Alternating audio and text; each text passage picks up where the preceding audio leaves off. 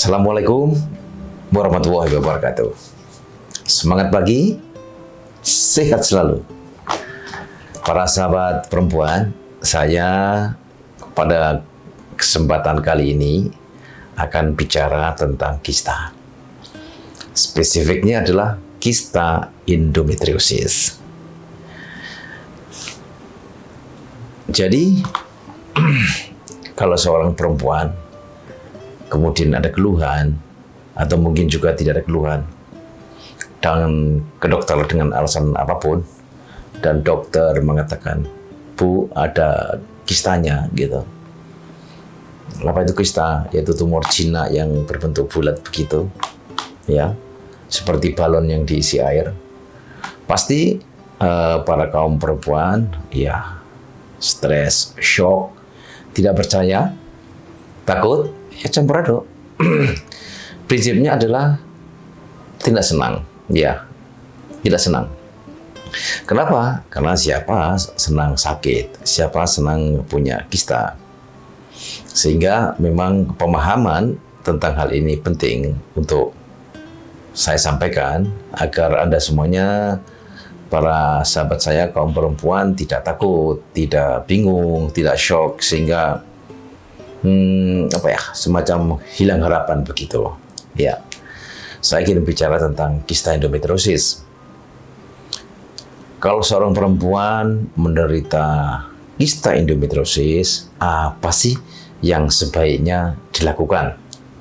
Nah, saya akan memberikan tip-tip, jurus-jurus untuk menghadapinya. Memang kista itu sesuatu yang kompleks. Jadi kista endometriosis itu sesuatu yang kompleks dan penuh tanda tanya, dan tentu juga tidak mudah untuk mengatasinya. Namun, kata kunci yang harus dipegang adalah bahwa kista endometriosis adalah jinak. Jadi, tidak membunuh. Cuman, yaitu nyeri dan tentu saja ada benjolannya. Kalau seorang perempuan, apalagi yang belum punya anak, kemudian didapatkan kista, pertanyaan-pertanyaan yang harus kita jawab, saya sebagai dokter, tentu saya harus berpikir bahwa orang ini harus punya anak, atau ingin punya anak, atau akan segera ingin punya anak. Maka dengan adanya kista ini, berapa sih sisa cadangan ovariumnya? Jadi ovarium atau indung telur itu berisi sel-sel telur atau folikel dan oocyte-nya, sel telurnya. Kalau indung telur itu rusak oleh karena kista, tentu ia akan membuat turun cadangan ovarium itu, sehingga akan kita tanya, akan kita cari jawaban berapa sih cadangan ovariumnya. Sebelum operasi berapa, setelah operasi tinggal berapa, kemudian 3 bulan setelah operasi. Nah, ini penting. Kenapa 3 bulan? Karena itu sudah sembuh permanen, ya, sudah sembuh total. Sehingga itulah cadangan sel telurnya sisa berapa. Sehingga untuk menjawab pertanyaan-pertanyaan ini, dokter tentu akan berpikir metode apa yang tepat untuk operasi supaya cadangan ovariumnya, cadangan indung telurnya, cadangan sel telurnya tidak turun banyak. Kemudian skill, ya, tentu karena operasi itu teknik, jadi tentu skill, ya, jadi skill keterampilan operator itu menentukan, ya. Kemudian tentu saja, ya, kondisi pasien, apakah berapa besar, berapa sentimeter ukuran ovariumnya, dan tentu umur daripada perempuan yang bersangkutan, dan yang jelas apakah ada penyakit-penyakit lain, ya, yang menyertai. Karena kalau ada, ya tentu akan membuat lebih buruk lagi. Contohnya apa? Mungkin diabetes, mungkin kelainan-kelainan hormon, mungkin ada kelainan kromosom, ya, dan lain-lain. Ya, ini hal yang perlu diperhatikan untuk mengkalkulasi cadangan ovarium. Dan tentu endometriosis itu banyak yang menderita, dikatakan 5-10% populasi itu menderita, ya. Kalau di Amerika karena sistem registrasinya bagus, dikatakan ada 5,5 juta perempuan yang menderita endometriosis. Kalau di Eropa lebih banyak lagi, sampai 16 juta ya. Dan tentu kebanyakan mengenai pada wanita-wanita dalam usia reproduksi. Itu kentar sekali karena apa? Karena mereka sukar punya anak. Dan 50% dari penderita endometriosis akan mengeluh nyeri, kemudian nyeri pada daerah pelvis, dan sekitar 40% dikatakan sukar punya anak. Tentu di dalam ilmu, ya tataran ilmu, para dokter sudah mencoba mencari jawaban. Kenapa? Karena endometriosis itu sudah ribuan tahun diketahui. Tapi memang penyebab pasti atau bagaimana terjadinya secara pasti itu memang belum dipastikan atau belum ada kesepakatan. Kenapa begitu? Karena dari satu orang ke orang lain, mekanisme terjadinya endometriosis itu berbeda. Itulah kenapa bahwa penjelasan ilmiah satu orang tidak cocok kepada orang lain, tidak cocok juga kepada pihak lain gitu. Sehingga memang ini problem enigmatik yang kompleks, sehingga dikatakan bahwa endometriosis adalah disease of theory. Jadi ya, disease of theory, jadi penyakit teori. Artinya penjelasannya itu tidak cocok untuk semua orang gitu. Sehingga secara ilmu pengetahuan itu memang ada banyak teori. Salah satu yang terkenal adalah bahwa orang saat haid, darah dari rahim itu tidak hanya keluar ke vagina, tapi dia juga refleks balik ke dalam saluran telur dan kembali ke perut. Ya, yang kembali ke perut itulah yang tumbuh menjadi endometriosis. Jadi ada sel, ada kelenjar, ada jaringan ikat dari endometrium. Selain keluar lewat vagina saat mens, juga kembali ke dalam perut dan tumbuh menjadi endometriosis. Itu teori yang pertama. Teori yang kedua adalah genetik. Jadi memang ada dalam keluarga itu membuat anak turunnya ini mudah menderita endometriosis. Ini karena memang genetik. Kemudian abnormal dari sistem imun, sistem pertahanan, sehingga tidak bisa membersihkan diri dari endometriosis. Kemudian juga ada faktor lingkungan, toksin, hormon dari luar, ya. Bahkan infeksi, inflamasi, ya, itu juga mempunyai peran dalam endometriosis dan cukup kompleks dalam hal ini. Juga kelainan pada sistem pembuluh darah, ya, ini juga mempunyai peran yang besar. Namun secara umum bahwa perempuan yang menderita endometriosis itu selalu ada nyeri atau tumor atau infertility, sukar punya anak. Jadi bisa nyeri, bisa tumor, benjolan, ya, atau kista, ya, atau juga infertility, jadi sukar punya anak. Jadi atau gabungan di antara itu, ya itu. Jadi itu yang terjadi pada seorang perempuan yang menderita endometriosis. Nyeri, tumor atau kista, atau infertility, sukar punya anak, atau gabungan di antara itu. Jadi itu manifestasinya. Sehingga sahabat sekalian, jadi kalau kita lihat dengan alat laparoskopi, seorang yang menderita endometriosis itu paling tidak ada 3 penampakan. Bisa saja peritoneal endometriosis, yaitu bercak-bercak merah endometriosis itu tersebar di lapisan dalam perut seorang perempuan. Nah, itu namanya peritoneal endometriosis. Apa warnanya hanya merah saja? Enggak juga ternyata. Ada putih, ada jernih, ya, ada yang hitam, bahkan ada yang berbentuk jaringan ikat, ya, jaringan yang keras gitu ya. Itu juga menyebar dan itu adalah peritoneal endometriosis. Ada juga yang berbentuk kista, jadi bulat gitu seperti balon, di mana isinya itu adalah cairan haid warnanya coklat. Ya, jadi memang darah haid yang ngumpul di sana dalam tempo yang lama, mungkin berbulan bertahun, ya, sehingga dia menjadi padat coklat, ya, persis seperti coklat, susu coklat itu persis seperti itu, bahkan lebih kental lagi, dan makin lama akan makin besar ini balonnya ini, ya, kistanya ini, si kista tumbuh besar. Itu adalah bentuk yang kedua, yaitu kista endometriosis atau ovarian endometrioma. Dan bentuk yang ketiga, ini yang paling sukar di terapi, adalah namanya deep infiltrating endometriosis, di mana endometriosis ini tersebar di celah-celah yang sempit, celah-celah yang sukar. Di mana itu bisa antara rahim dengan usus, ya, usus rektosigmoid, rahim usus, itu tumbuh di sini, ini sangat susah. Atau antara rahim dengan saluran kencing, jadi rahim, saluran kencing di depan tumbuh di celah-celah ini. Atau juga di samping kanan dan kiri rahim. Ya, ini deep infiltrating endometriosis. Jadi selalu tumbuh di celah-celah yang sempit di dalam anatomi panggul manusia. Ya, jadi sukar sekali dan ini nyerinya luar biasa dan ini membuat frustasi. Jadi 3 bentuk endometriosis yang bisa. Dan ada yang khusus yang tumbuh ke dalam otot rahim dari seorang perempuan, itu namanya adenomyosis. Lain waktu saya akan bicara tentang itu, adenomyosis. Karena jenis yang ketiga ini, deep infiltrating endometriosis ini, apakah di belakang, di depan, kanan, kiri, atau adenomyosis, itu sungguh sukar pengobatannya dan membuat frustasi.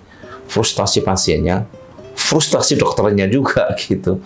Karena memang sukar ya, penuh dengan keluhan. Ini adalah endometrioma, gambar endometrioma, di mana sebenarnya sel telur aslinya itu ya, namanya indung telur atau ovarium, itu kecil sebenarnya, hanya 2x3 begitu. Tetapi kalau dia berubah menjadi kista, maka dia bisa besar banget, besar banget, mulai dari 1, 3 cm, 10 cm, bahkan sampai 30 cm, bahkan bisa lebih.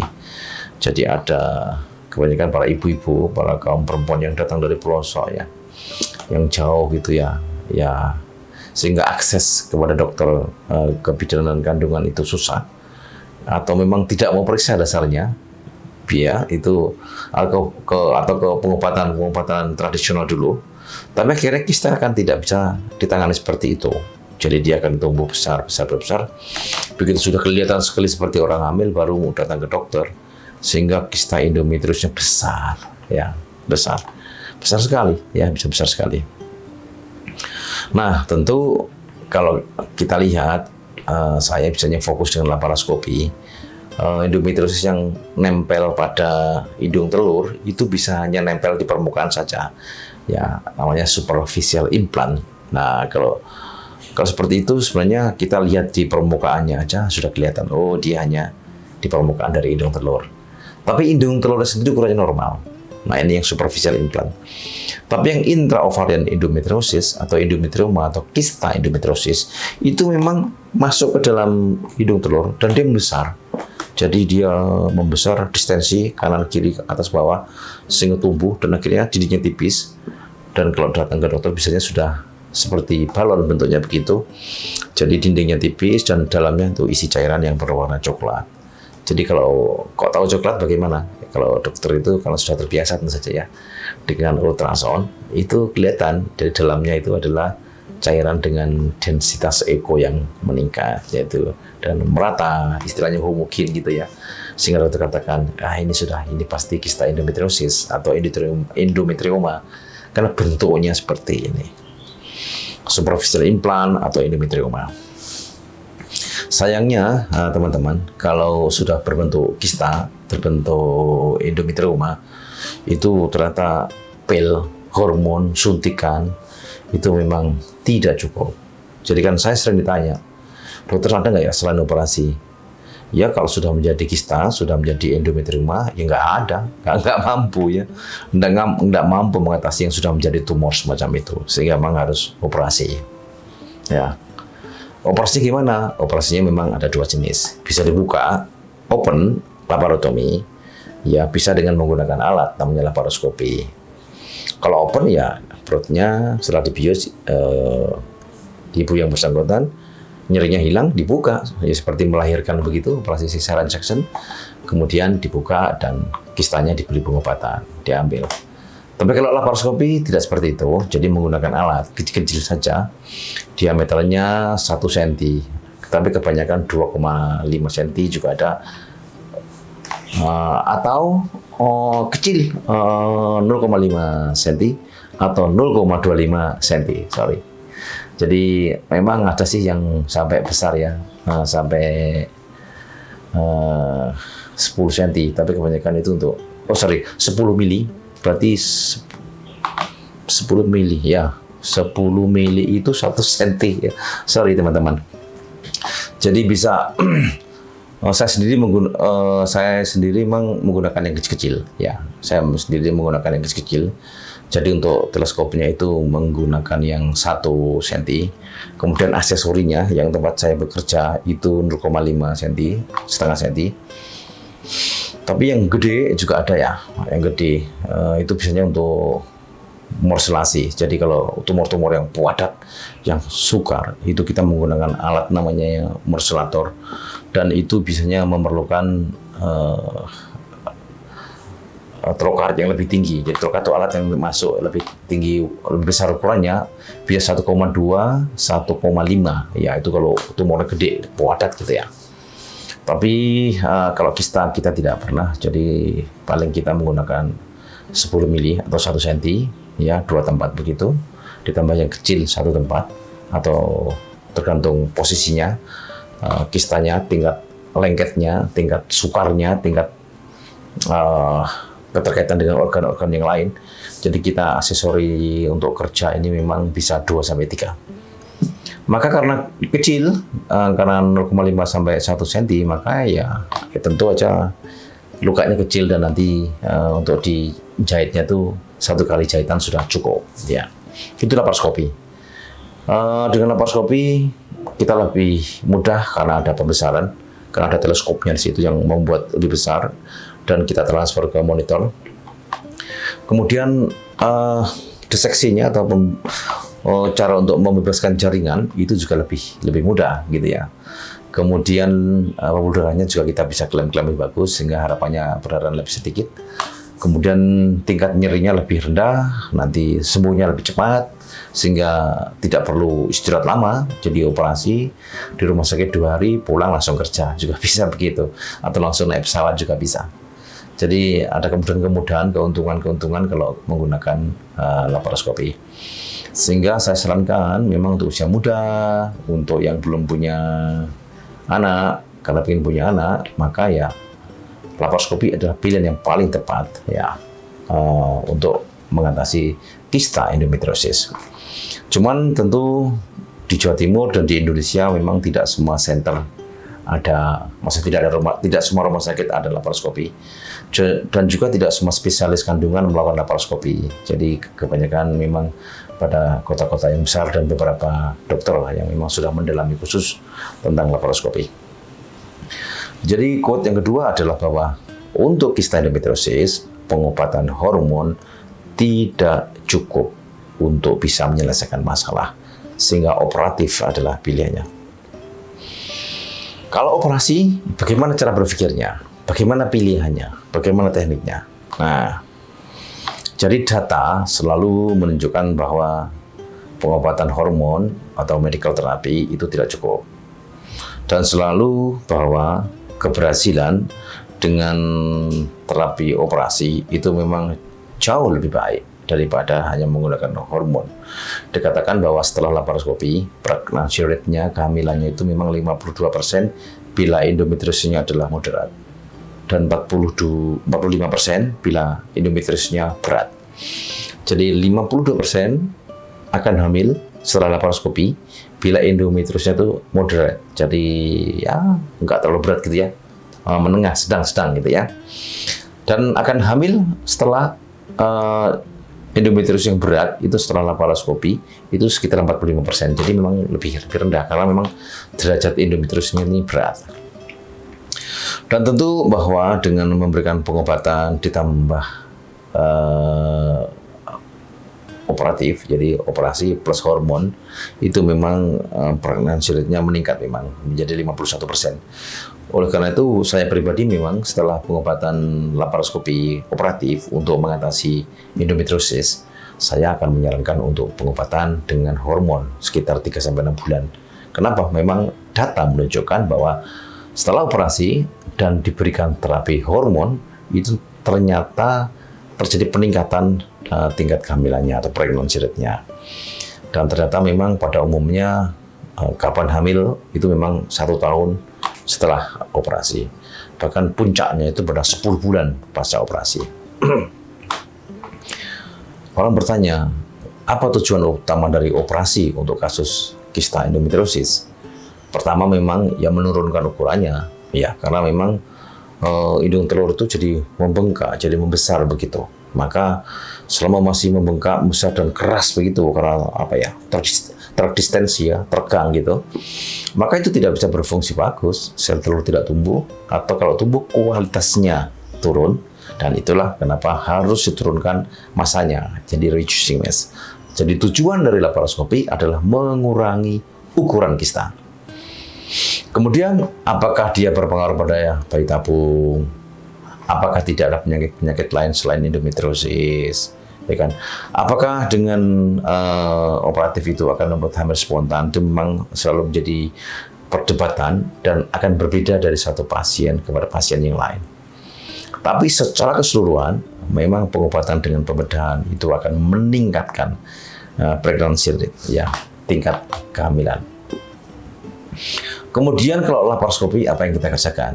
Nah, jadi kalau saya sebagai dokter laparoskopi, saya akan melihat dan tentu ada 3 pilihan, ya kan?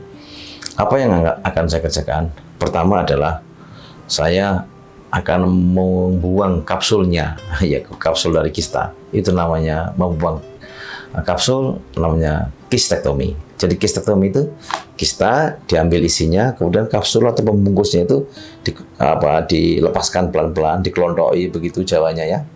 Ya, kemudian kapsulnya itu dibuang. Itu yang pertama.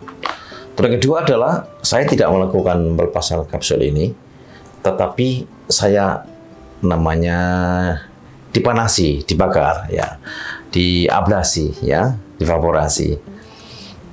Kita punya alat, ya, di mana alat itu bisa memberikan efek panas pada permukaan kista itu, sehingga pada permukaan kista itu seperti dibakar gitu ya, seperti dibakar. Sehingga sel-sel endometriosis pada permukaan kista itu akan mati karena ada efek termal, efek panas. Ya, jadi dibuka, diambil isinya, coklat dibuang. Jadi yang isi warna coklat dibuang, kemudian dindingnya ini dipanasi, dibakar. Ya, ini evaporasi. Yang pertama kistektomi, yang kedua adalah dibakar, ya, diablasi, divaporasi, ya. Dan yang ketiga adalah gabungan. Jadi sebagian ini dibuang, kapsulnya dibuang, kistektomi, tetapi daerah-daerah yang dekat dengan pembuluh darah, jadi hidung telur itu ada pojok tertentu di mana pembuluh darah masuk, maka daerah yang dekat pembuluh darah ini tidak kita lakukan pembuangan kapsul. Kenapa? Karena kalau kita ambil kapsulnya itu perdarahannya banyak. Dan kalau perdarahannya banyak, kita ikat atau kita ablasi, itu nanti merusak aliran darah ke seluruh hidung telur. Sehingga kalau kita lakukan kistektomi, kemudian dekat dengan aliran pembuluh darah ini, kita potong, dan karena yang tersisa ini kita ablasi, kita vaporasi, kita beri termal, ya, kita efek panas begitu. Sehingga ini adalah kombinasi dari 2 teknik itu, ya. Kistektomi diambil semuanya, risikonya perdarahan. Yang kedua diablasi, dikasih panas. Ya, ini memang tidak sempurna. Kenapa? Karena ya mesti ada daerah-daerah yang tidak terjangkau, ya, daerah kista pojok sana yang tidak terjangkau efek panas, sehingga nanti bisa tumbuh lagi. Atau yang ketiga memang sebagian besar ya dilakukan kistektomi, dibuang yang dekat dengan pembuluh darah, kalau dalam bahasa medisnya hilus, maka itu dibuang. Itulah gabungan dari 2 teknik ini. Jadi 3 teknik ini yang kita lakukan kalau kita melakukan kistektomi dengan laparoskopi. Tentu ada preparasi atau persiapan kalau kita melakukan laparoskopi untuk kista. Tentu operatornya, dokternya sudah paham lah ya bagaimana susunan anatomi yang normal. Kemudian kalau memang tidak normal karena perlengketan, maka harus dibuat normal dulu, dibebaskan dulu, diminggir-minggirkan ya, jadi yang lengket dibebaskan. Ya tentu saja operator juga harus punya keterampilan yang baik untuk menjahit ya, kemudian jelas indikasinya, dan jangan lupa persetujuan ya dari pasien dan keluarganya. Dan tentu teknik yang pertama tadi adalah dengan ablasi, artinya memberikan efek panas thermal. Jadi kista, kalau kita ketemu kista di dalam gitu, langsung kita buka gitu ya, buang isinya. Jadi isinya itu warna coklat gitu ya. Kita sedot, ada alat khusus untuk suction, menyedot. Kita buang isinya, setelah bersih, maka kita lihat permukaannya. Nah, permukaan yang nampak itu kita balik, kita keluarkan gitu, dan kita panasi, kita ablasi, kita beri efek thermal, efek panas, maka seakan-akan dibakar ya. Dengan harapan apa? Dengan sel-sel yang ada di permukaan dinding kista itu bisa terbakar dan mati. Ini teknik ablasi. Kistektomi yang saya sampaikan tadi. Jadi kista kelihatan besar begitu, dibuka, disaksen, disedot semua isinya bersih. Kemudian kita cari ya tempat namanya plain dissection, tempat untuk membuat menyayat pertama, dan kita kelontoi gitu ya. Jadi kapsulnya kita buang ya, seperti dalam gambar ini. Jadi kapsul kista dengan dindingnya kita buang, sehingga nanti kelihatan bisa terkelupas, yang bahasa Jawanya ngelongkop begitu, karena dindingnya keluar terlepas dari indung telur yang dilengketi itu. Maka kita bisa meremove ya, kita bisa memindahkan, mengeluarkan dinding kista, dan yang tertinggal atau yang ditinggal itu adalah jaringan ovarium yang sehat. Nah, yang sehat inilah yang kita harapkan dengan cadangan indung telur yang bagus, dan dia mampu memproduksi sel telur, dan fungsi fertilitas dari ibu yang bersangkutan bisa terjaga. Meskipun turun, tapi jangan turun banyak-banyak ya. Gambar ini memang hati-hati saat kita melakukan kistektomi, itu mesti ada daerah perdarahan. Nah, perdarahan ini harus kita rawat efektif mungkin. Jangan sampai kita mau menghentikan perdarahan tapi kita merusak jaringan sekitarnya. Jadi dengan laparoskopi itu kita mendapatkan pembesaran yang bagus, sehingga point bleeding ya, tempat perdarahan itu kita bisa melihat dengan baik, dan itulah yang kita counter, kita hentikan perdarahannya. Itu salah satu keuntungan dari laparoskopi, karena menggunakan laparoskop yang bisa membesarkan, sehingga sumber perdarahannya kita bisa identifikasi dengan cermat dan kita hentikan. Kalau kombinasi yang saya sampaikan tadi dilakukan kistektomi ya, pemisahan dulu, kemudian dipotong, dan daerah yang dekat pembuluh darah, dekat hilus itu tidak dipotong ya, supaya tidak merusak pembuluh darah, maka dibiarkan dan diablasi, dikasih efek thermal ya, dikasih efek thermal. Maka harapannya yang tersisa tadi akan tidak tumbuh lagi ya, tidak tumbuh lagi, dan kemungkinan kambuh lebih sedikit. Memang kita perlu juga gunting ya, jadi bagian yang kita lepaskan kita gunting, kita buang, dan daerah hilus dekat pembuluh darah dibiarkan saja, dan kita ablasi dengan menggunakan alat tertentu yang bisa menghasilkan panas untuk merusak dinding kista yang tersisa, sehingga sel-sel endometriosis nanti bisa hilang, tidak tumbuh lagi. Jadi ini memang tujuannya adalah untuk menjaga agar cadangan ovarium ya, agar indung telurnya itu tidak kurang yang banyak gitu ya. Jadi masih tetap mempunyai sisa yang memadai agar bisa melanjutkan fungsi fertilitasnya. Ya, ini adalah keuntungan kalau menggunakan laparoskopi. Nah, tentu ini contoh yang baik, bahwa kalau memang kecil ya teman-teman, setelah kita laparoskopi, kita masuk, kita tahu oh ternyata hanya kecil, apalagi hanya di permukaan ya, kita ablasi saja cukup ya. Jadi 1 cm atau kurang itu ya, kita panasi saja sudah ada rusak sudah itu kista endometriosisnya.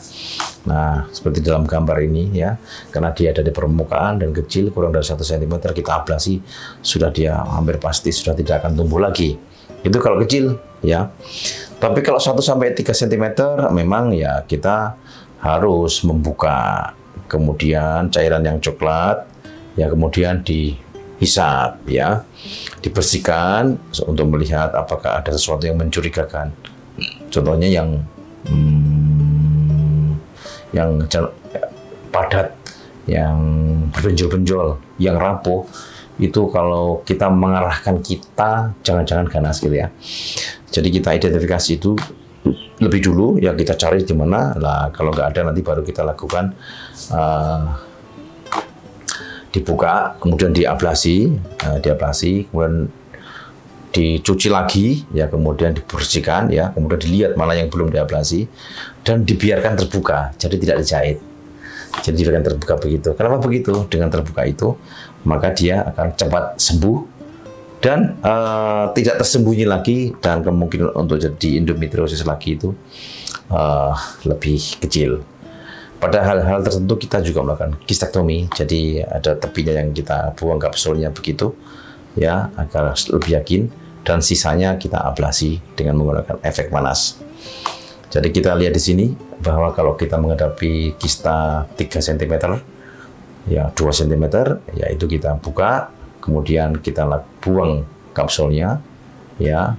Kemudian pada daerah-daerah yang dekat hilus, dekat udara, tidak kita buang semuanya, kita ablasi saja agar pembuluh darah yang mensuplai indung telur masih tetap normal, maka fungsi indung telurnya masih baik.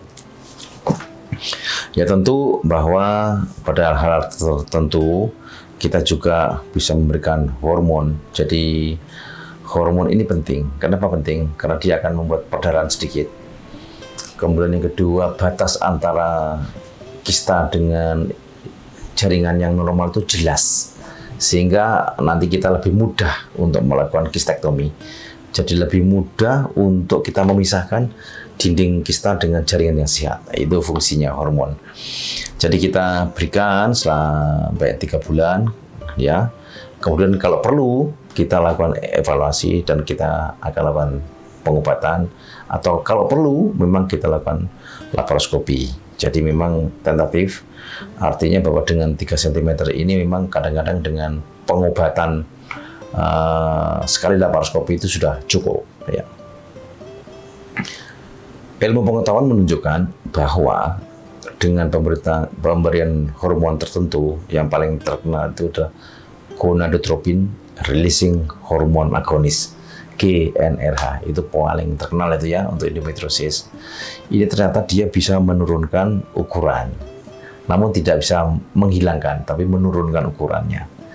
Jadi kalau dengan ukuran yang ada 3 cm terlebih diberikan hormon ini, maka dia akan mengecil, dan itu akan sangat baik kalau kita lakukan laparoskopi. Kenapa? Karena kapsulnya jelas, pembuluh darahnya sedikit, sehingga kita bisa memisahkan dengan bagus jaringan yang sakit dengan jaringan yang sehat, sehingga kita bisa dengan mudah mengambil yang sakit saja, yang sehat masih ditinggal. Sehingga kita lihat di sini bahwa untuk kista yang 3 cm, selain kita juga melakukan kistektomi, ya juga kita melakukan ablasi, kita juga memberikan hormon, ya, hormon selama 3 bulan dan dievaluasi ulang. Kalau ternyata memang masanya belum sempurna, bisa dilakukan laparoskopi ulang untuk membersihkan yang ada. Prinsipnya adalah bahwa semakin bersih kista yang kita operasi itu semakin bagus. Tentu kalau kistanya besar, ya kistanya misalnya 10 cm ke atas, ini problem tersendiri. Kenapa? Lengket. Kedua, pembuluh darahnya banyak, ya kan? Kemudian yang ketiga itu jaringan yang sehat itu lebih sedikit. Kenapa? Karena sudah melar, sudah melebar, sudah terdistensi, sehingga jaringan indung telur yang sakit itu jadi lebih besar, sedangkan yang sehat lebih kecil. Ini problem kalau kistanya besar-besar, sehingga kita memang lebih hati-hati. Pada umumnya kita akan memberikan hormon dulu, ya, kepada kista-kista yang besar itu. Kemudian setelah itu kita lakukan laparoskopi untuk evakuasi isinya, ya. Agar apa? Agar kita nanti batasnya jelas. Memang tidak tuntas memang. Kemudian kita berikan hormon lagi, dan kita kalau lakukan laparoskopi lagi agar apa? Agar tuntas operasi laparoskopi yang kedua. Varian yang kedua adalah diberikan hormon, kemudian dengan laparoskopi diusahakan tuntas, ya. Kemudian pasca laparoskopi diberikan hormon lagi, GnRH agonis, ya, selama 3 bulan, dan kemudian dievaluasi. Pada umumnya kalau besar begini, karena jaringannya yang rusak lebih banyak, maka yang rusak, yang tipis, yang memang sudah tidak ada sel telurnya itu yang dibuang, dan kita lihat pada indung telur, daerah yang tebal di mana itu ada sel telurnya itu yang ditinggal. Ya, kita lihat pengalaman saya menunjukkan dan juga di buku-buku referensi setelah mendapat pengobatan 3 bulan dengan GnRH agonis, ternyata memang batasnya itu jelas banget. Ini yang sakit, ini yang sehat. Ini yang masih ada sel telurnya, ini yang sudah nggak ada.